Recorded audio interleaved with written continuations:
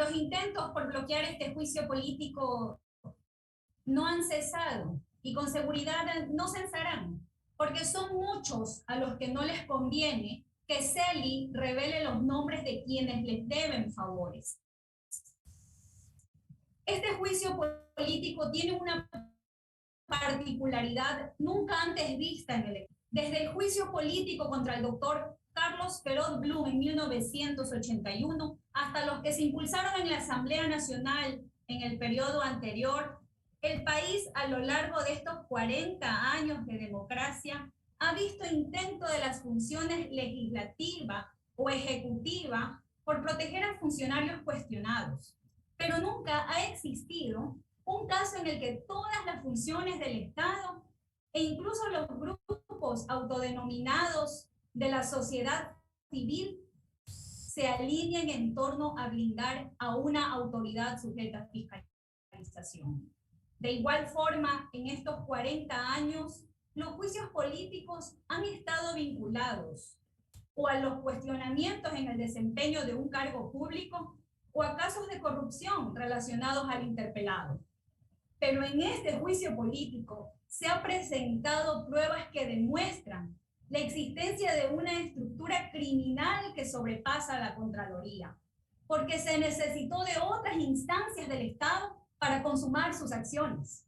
CELI fue protegido por la mayoría gobiernista de la anterior asamblea, que no dieron los votos para iniciar este juicio político.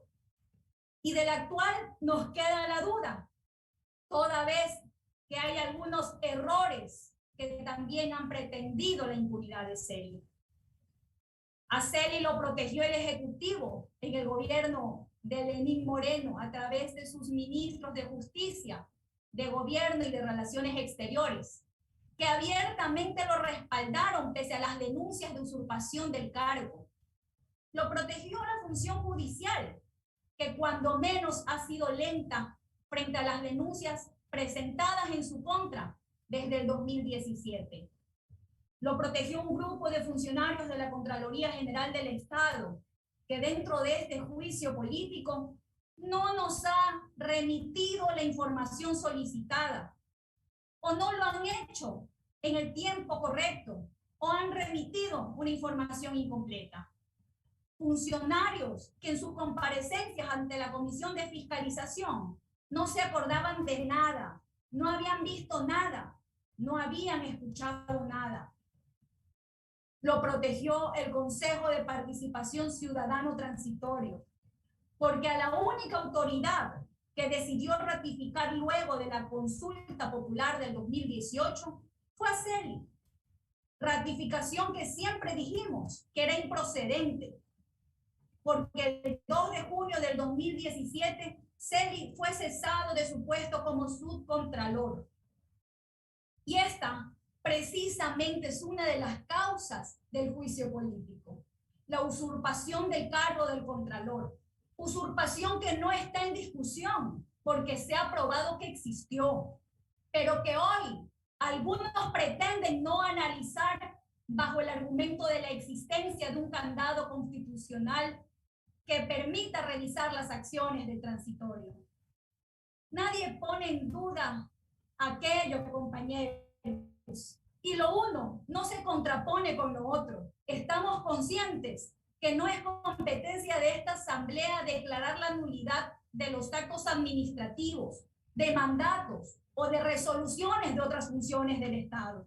Pero sí es nuestra obligación con el país decir la verdad de lo que en este proceso de juicio político se ha evidenciado.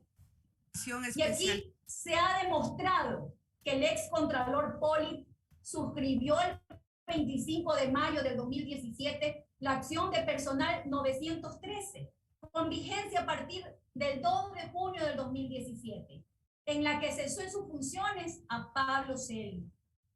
Una acción de personal suscrita por Poli en pleno ejercicio de sus atribuciones como contralor y cuya existencia fue demostrada no solo con las versiones de quienes suscribieron el referido documento, sino lo más importante, se probó con la razón de notificación que en copias certificadas y notarizadas constan en el expediente de juicio político.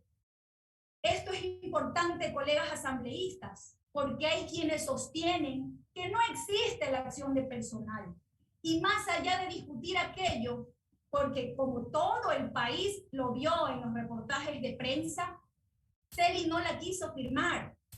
Lo importante es la razón de notificación que consta en el expediente en copia notarizada, firmada por el secretario de la Contraloría junto con 2 testigos. Consecuentemente, existe prueba documental y testimonial de que Pablo Celi cesó en sus funciones el 2 de junio de 2017. Este es un hecho objetivo, real, verificable y procesalmente válido, porque está certificado por un notario público.